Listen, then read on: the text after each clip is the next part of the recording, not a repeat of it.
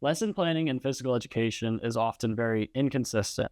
One teacher uses detailed lesson plans they create themselves, another uses lesson plans from an online resource, and one teacher's lesson plan is a few bullet points on a sticky note. Teaching students how to write effective lesson plans is a central goal of the HPE program at GVSU, because writing self-created lesson plans helps a future teacher identify their teaching style, plan for common safety issues, effectively implement curricular models, and appropriately time lesson activities. These outcomes cannot really be accomplished by using a lesson plan from another source or using artificial intelligence. The future teacher has to purposefully and intentionally think through all of the management issues, learning activity adaptations, and assessment strategies themselves to understand how to apply them in a K-12 learning environment. This slideshow will explain half of the new physical education lesson plan template used in the HPE program. This slide shows the learning objectives section of the physical education lesson plan. The section also includes GLIs, or grade span learning indicators, and the materials for the lesson. Educators should write their learning objectives first, but they should also come back to this section after they've written the entire lesson plan to ensure everything fits well.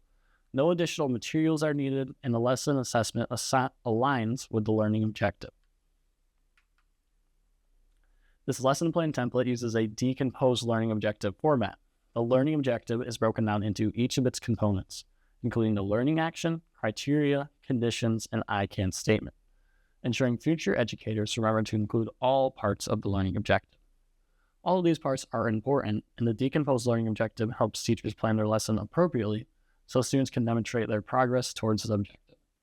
For more information on objective writing, see the objective writing video in this video series. Each learning objective must be linked to a GLI, or grade span learning indicator, to connect lessons to the Shape America national standards. The GLIs also provide targets for student achievement at several different progressive levels, and should be used to help write learning objectives. Finally, the materials section includes all equipment and materials required for the lesson plan, such as physical equipment, video URLs, music playlists, and paper handouts. Specify quantities for each item and check back over the materials after writing the lesson to ensure everything needed is listed. The contextual information for the lesson plan are the specific, unique considerations and challenges that might arise due to the lesson's content, equipment, and environment. For example, a lesson which uses hard softballs for throwing practice would have different safety considerations than a lesson using soft, small foam balls for the same skill.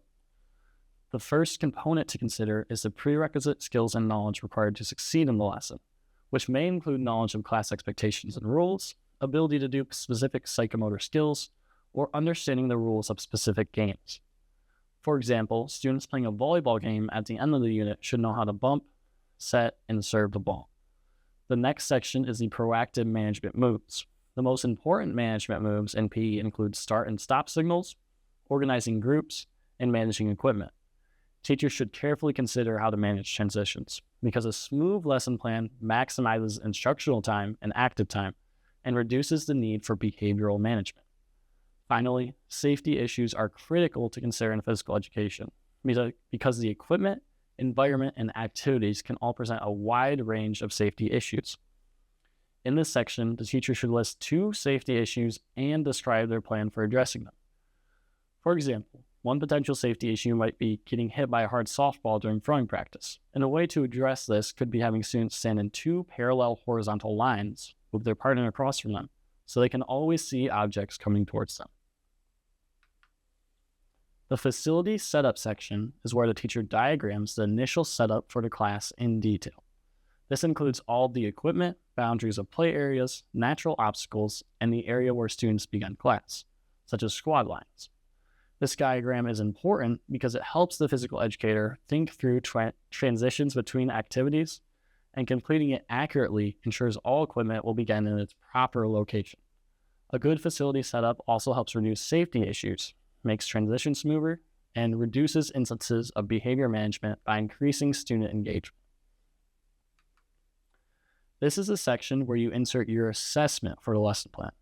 Assessment is not an afterthought in physical education, and observation does not count as an assessment. Students should be assessed on their attainment of locomotor and manipulative skills, social and personal skills, and development of cognitive skills such as knowledge of rules and understanding of fitness training. In this section, be sure to highlight the assessment style and the assessment type in the column to the side. These will be explained in the next slide. First, the assessment's type must align with the lesson's learning objective and learning domain. When the assessment type aligns with the lesson's learning objective, this ensures the results of the assessment are valid and actually show students' progress towards the learning objective. For example, a psychomotor learning objective might be assessed by a skills demonstration with a performance rubric, while a cognitive objective can be assessed with a paper and pencil rules test. Furthermore, progress toward a social objective can be measured by recording students' behaviors during a team sport activity and scoring them based on a rubric, while an effective assessment can be measured or assessed using a journal entry. An example of an invalid assessment is a paper and pencil handout to assess psychomotor learning. Students must actually demonstrate a psychomotor skill to show their learning. There are two different styles of assessments, formative and summative. Formative assessments are checks for learning, which are not entered into the gradebook or are entered only as a completion grade. Some examples of formative assessments are entrance and exit slips, teacher checklists, and peer or self-assessments. The goal of formative checklists or assessments is to check students' progress toward learning objectives, provide feedback on their learning, and identify current strengths and areas of improvement.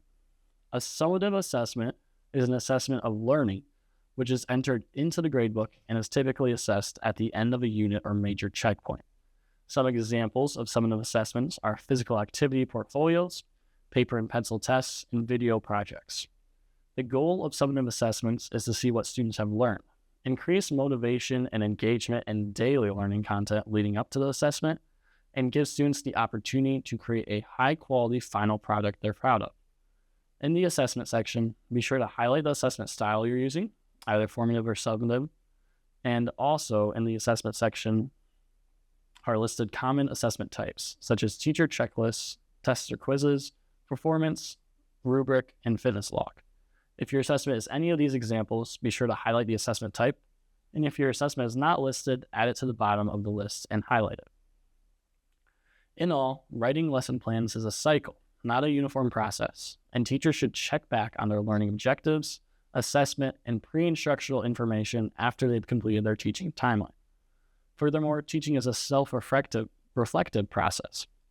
Analyze what went well with the lesson plan and areas for improvement, and incorporate these reflections into future lesson plans to improve your teaching practice.